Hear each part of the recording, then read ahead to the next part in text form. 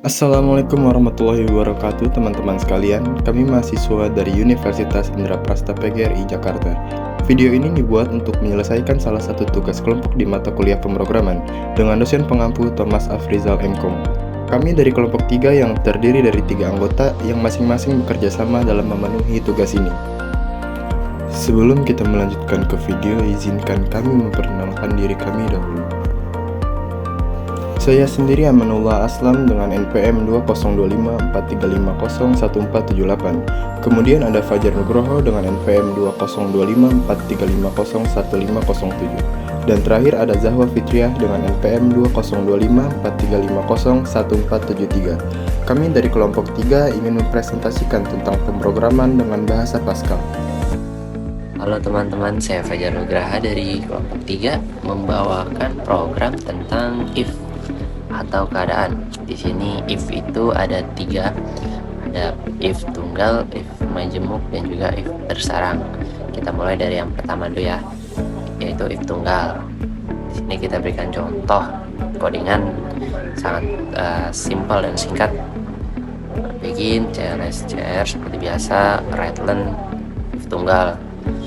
Ini untuk contoh if tunggal. Jadi kita deklarasikan nilai sama dengan 80, itu langsung inputannya ya kawan-kawan. Di sini juga bisa kalian ubah sebenarnya, tapi kita berikan contoh yang sangat simpel. If jika nilai lebih dari 60 dan maka write-len Anda lulus. Maka Anda lulus itu sebenarnya bisa juga langsung tanpa begin dan write-len Anda lulus, itu bisa seperti itu.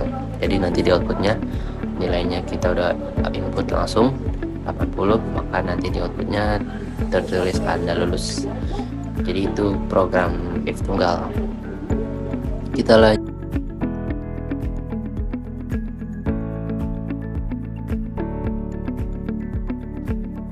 ke program if majemuk. Di sini kita ada tiga kondisi, yaitu suhu tubuh, tekanan darah, ada gula darah. Kita mulai yang pertama dulu ya. Jadi jika di sini kita tulis if suhu lebih dari 37, dan sebenarnya di sini juga simple ya, seperti yang sebelumnya, cuma di sini ada 2 keadaan. Jadi satu if itu ada 2 keadaan. If suhu lebih dari 39, maka demam tinggi. Jika kurang dari 39, lebih dari 37, itu demam ringan. Nah, itu yang pertama, if luar tentang suhu tubuh. Yang kedua itu ada if luar tekanan darah. Yang tadi kan suhu tubuh, kita lanjut ke tekanan darah. Jadi kita tuliskan di sini if tekanan lebih dari 180, maka write-len tekanan darah sangat tinggi. Else jika selain itu tekanan darah agak tinggi. Bedanya itu ya lebih dari 130, kurang dari 180 itu agak tinggi. Jadi kalau lebih dari 180 itu sangat tinggi. Itu yang kedua, if luar yang kedua tekanan darah. Lanjut yang ketiga itu gula darah. Kita berikan contoh lagi, sama simple. If gula darahnya itu lebih dari 200, maka itu sangat tinggi. Else selain itu di antara 120 sampai 200 itu agak tinggi tekanan itu gula darahnya agak tinggi. Jadi itu program if majemuk. Ini lanjut kita ke if bersarang. Sini sama contohnya, simple juga, ada 2, yaitu nilai siswa dan juga sikap siswa. Nah, di sini tuh ada 1 keadaan, cuman ada di dalamnya itu ada dua atau lebih keadaan. Jadi di dalam if ada if-nya lagi. Jadi yang pertama itu jika nilai, di sini kita tulis ya, nilai lebih dari 85, sikapnya A, write-len hasil lulus dengan predikat istimewa. Nah, itu keadaan yang pertama. Jadi nilainya 85, sikapnya A, yaitu hasil lulus dengan predikat istimewa.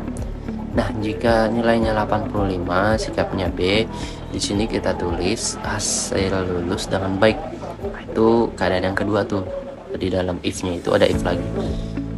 Ya, jika nilainya 85, sikapnya C, maka dituliskan Raitlen hasil lulus baik tapi sikap kurang baik. Jadi yang harus diperbaiki itu sikapnya. Nah, ada juga itu kan if luar yang pertama. Nah, if luarnya lagi ada dua nih. Jadi kalau lebih dari tadi kan nilai 85, lebih dari 85. Sekarang kalau 70 nilainya itu ada lagi keadaan yang lain. Jadi nilainya 70, sikapnya A, dituliskannya itu hasil lulus dengan baik saja. Jika nilainya 70 atau lebih, sikapnya B, nah itu hasil lulus cukup. Jika nilainya 70, sikapnya C, maka hasil perlu bimbingan sikap. Jadi yang perlu diperbaiki itu sikapnya. Nah, ada lagi sikap yang lain, maksudnya ada lagi keadaan yang lain, seperti di bawah 70, sikapnya A, hasil nilainya kurang tapi rajin, atau sikapnya baik tapi di sini kita tulis rajin. Jika nilainya di bawah 70, sikapnya B, itu hasil tidak lulus dan diperbaiki sikapnya. Ya, kalau nilainya C itu udah parah berarti. Jadi seperti itu tentang pemrograman if ya dari saya. Jadi sudah saya jelaskan ada 3 if, baik tunggal, if majemuk, dan if bersyarat. Baik, terima kasih. Kemudian ada program case of. Kode ini mendemonstrasikan bagaimana kita bisa membuat program yang memberikan respon yang berbeda-beda berdasarkan satu nilai input atau variabel grade, judul, dan input, yang dimana kita menulis write case of mode perhitungan. Ini merupakan judul program yang akan kita kerjakan. Lalu ada write, masukkan grade dari A sampai F. Readline grade, output yang akan dihasilkan adalah A sampai F. Program ini meminta input berupa karakter, contohnya A, B, C, sampai F. Lalu di bawahnya kita akan masuk ke struktur case of, yang dimana kasus pada kali ini kita menggunakan struktur case grade of, yang ditulis write-len. Jika A, maka yang akan dihasilkan adalah sangat baik, dan jika B dan C yang dihasilkan baik, dan jika D, maka yang dikeluarkan atau dihasilkan cukup baik, dan jika E, maka yang akan dihasilkan adalah kurang. Lalu ada else write-len di bawahnya, yang berarti grade tidak valid. Bagian else ini bersifat opsional. Ini berfungsi sebagai penangkap untuk semua nilai input yang tidak tercantum dalam daftar kasus di atas. Baik, berikutnya program while, yang dimana kode ini menggunakan dua perulangan while yang saling terkait, atau dikenal sebagai nested while loop. Tujuannya ialah untuk menjalankan sebuah blok kode secara berulang-ulang, di mana setiap iterasi dari loop luar akan menjalankan loop dalam secara penuh. Dan while ini dibagi menjadi dua, ada loop luar dan loop dalam, yang dimana loop luar pada codingan ini ialah I sama dengan 1. Variabel kontrol I diinisialisasi sebagai 1. Variabel ini mengontrol pengulangan baris. Lalu ada while kurang dari 3 do. Perulangan luar akan berjalan sebanyak 3 kali saat I sama dengan 1, I sama dengan 2, dan I sama dengan 3. Lalu ada I sama dengan 1 ditambah I. Ini adalah increment yang memastikan perulangan luar berhenti setelah 3 kali perulangan. Lalu ada loop dalam atau inner loop, yang dimana J sama dengan 1. Variabel kontrol J di reset menjadi 1 setiap kali loop luar I dimulai. Ini memastikan loop dalam selalu dimulai dari awal. Lalu while J kurang dari 5 do. Perulangan dalam akan berjalan sebanyak 5 kali dalam setiap satu iterasi loop luar. Lalu ada write J tanda petik spasi tanda petik. Baris inilah yang menampilkan output, yaitu nilai J diikuti spasi karena menggunakan write bukan write-len, yang dimana semua output J akan berada dalam satu baris horizontal. Lalu ada J sama dengan J plus 1. Increment yang memastikan perulangan dalam berhenti setelah 5 kali perulangan. Lalu di paling bawah ada output pemisah baris yaitu writeLn, di mana perintah ini diletakkan di akhir loop luar. Fungsinya ialah untuk memindahkan kursor ke baris baru setelah loop dalam 5 angka itu selesai mencetak. Baik, berikutnya ada program repeat until, yang dimana program ini berfungsi sebagai simulasi sistem autentikasi atau pemasukan kata sandi sederhana. Pengguna akan diminta memasukkan password berulang kali hingga password yang dimasukkan sesuai dengan nilai yang telah ditentukan. Yang dimana di situ tertulis writeLn repeat until, berfungsi untuk menampilkan judul atau informasi awal. Lalu ada repeat until pass 1, 2, 3, 4, 5, dan 6. Ini adalah inti dari program, yaitu struktur repeat until, yang dimana repeat menandakan awal dari blok kode yang akan diulang, yang dimana di dalamnya terdapat write, masukkan password yang akan kita input sendiri. Lalu ada readLn pass untuk membaca input yang telah kita masukkan. Lalu writeLn password, Anda benar akses diterima.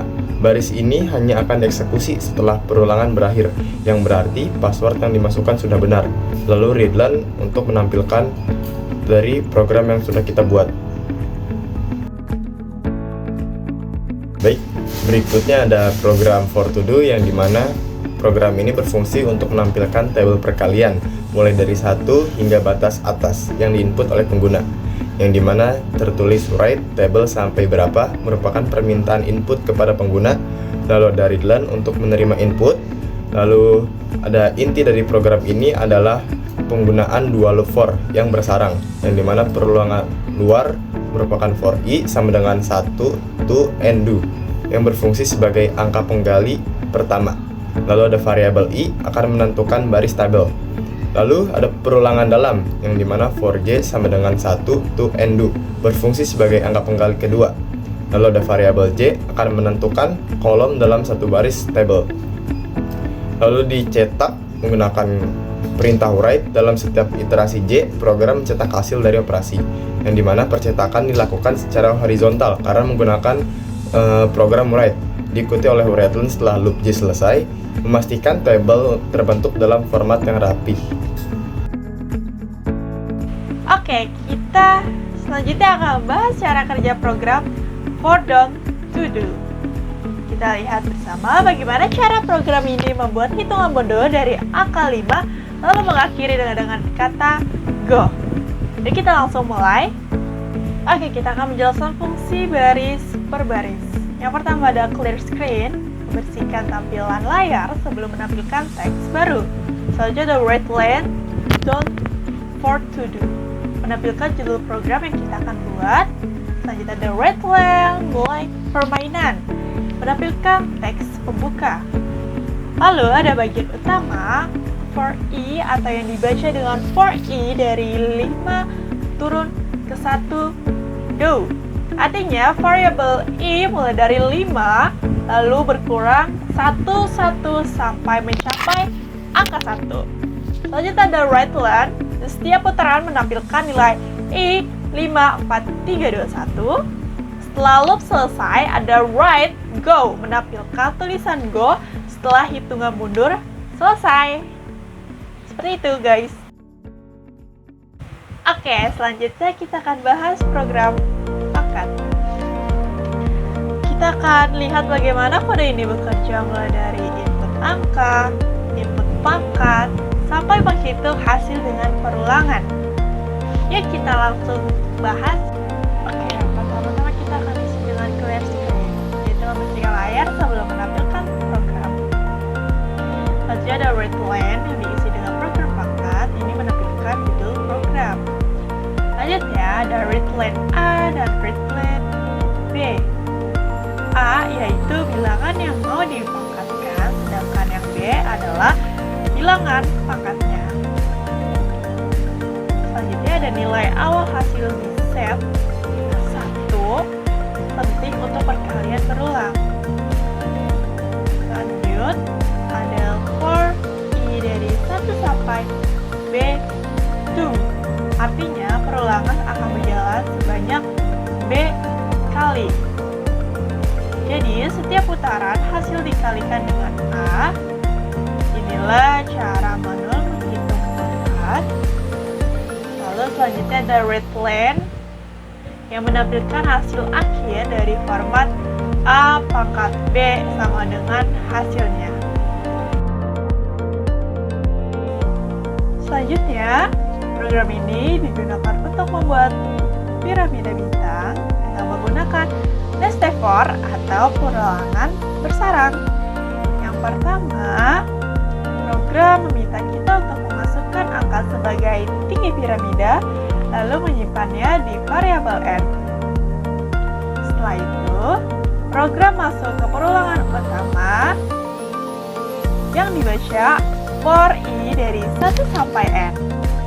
Perulangan ini mengatur bahwa piramida akan dicetak baris demi baris dari atas hingga ke bawah.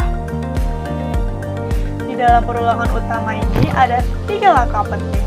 Yang pertama, program mencetak spasi dengan perintah for j dari 1 sampai n.